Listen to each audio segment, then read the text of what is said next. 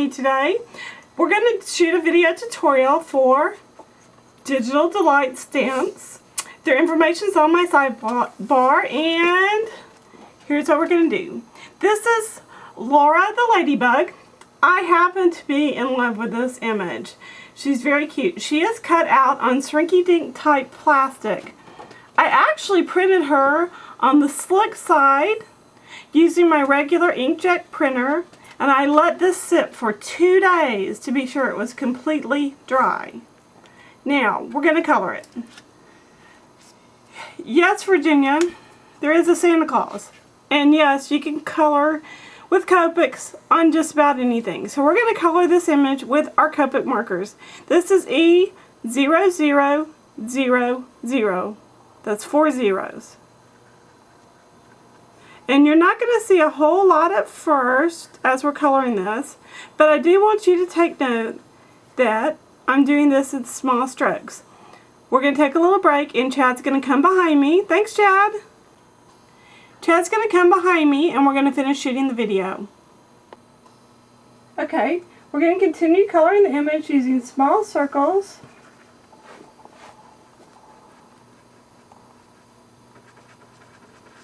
This is a very rough material, and it is rough on the nibs of your pen. I suggest, if you buy Copics at all, that you buy the original markers or you buy the sketch. This is a sketch marker, and the reason is because of the tips. The tips are interchangeable between the two markers, and they're very strong. Okay, so that was that one.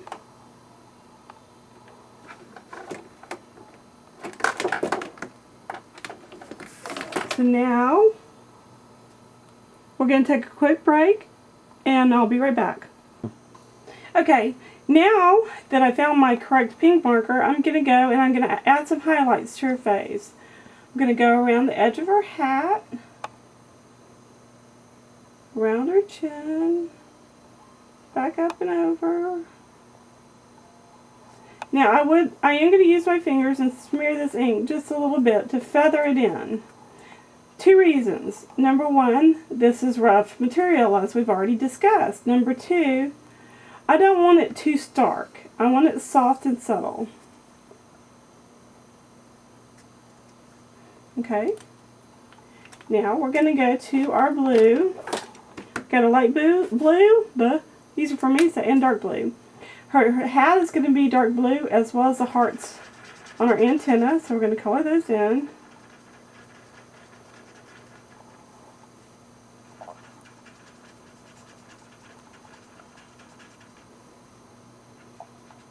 Again, this is an original marker.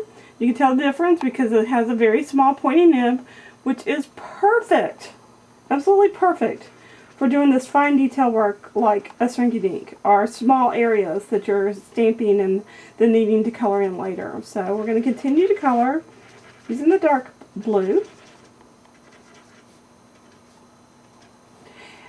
I generally work in the same color family within 3 colors of each other. However, this blue is B04 and this blue is B00. The B is a color family blue. The 0 is how far from the total saturation it is. And the number, in this case 00, is how saturated it is. So this is fully saturated, and it's a lighter color. I will be telling you some other Copic secrets as we go along, especially now that I'm very proud to have my Copic certification. So I am a certified Copic designer.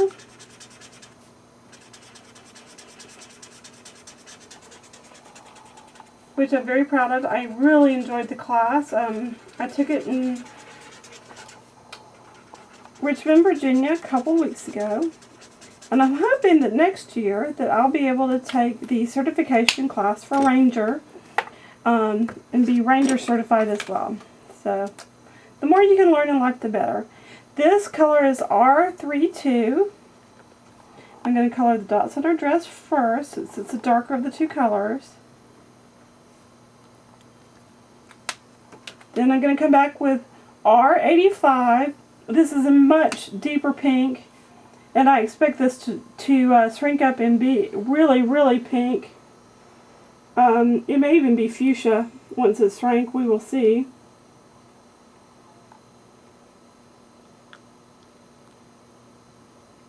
I love doing these projects. You don't necessarily have to put as much time and effort into coloring these as I am.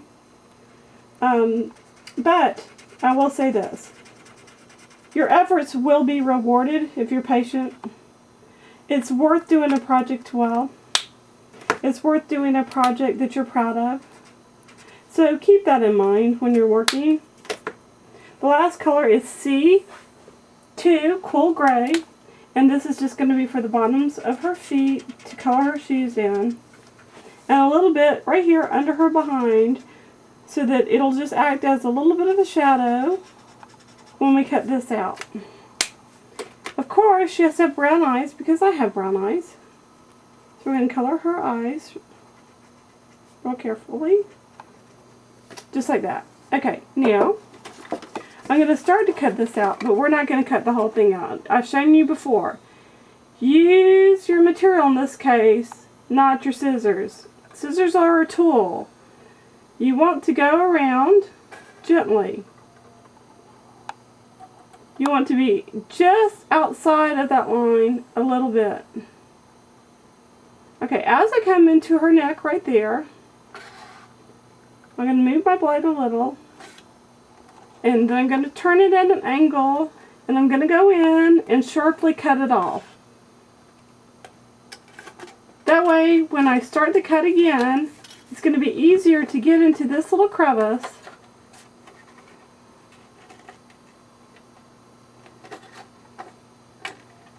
And we're going to go around her ear. Now, remember, if you do crack this plastic or cut into it a little bit, it's not going to matter. I did crack it a tiny bit right there. When it shrinks, you're not even going to see it. So don't worry about it. So you get the idea of how to shrink it. I'm going to put this one up here out of my way, and we're going to bring this one down. I'm going to use a little pair of forceps here, and I have my image, and I have a block. We're going to scoot this stuff out of our way quickly, and we're going to turn on the heat gun and let it warm up for a second. It's warm. We're going to shrink this real quickly. I love shrink plastic because it's fun to watch it melt. It kind of morphs, it kind of turns, it twists, it slides. And in the end, it always turns out just fine.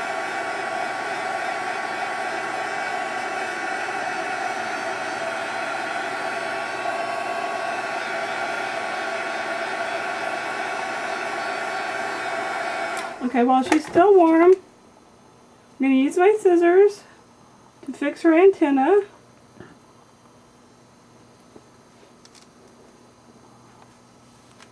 And I'm going to use my block. I'm going to push it down. And you can probably see through the block that it is fully shrank. This block is cool. It's cooler than the material. And I'm going to pick it up. I'm going to count to 3. 1, 2, 3.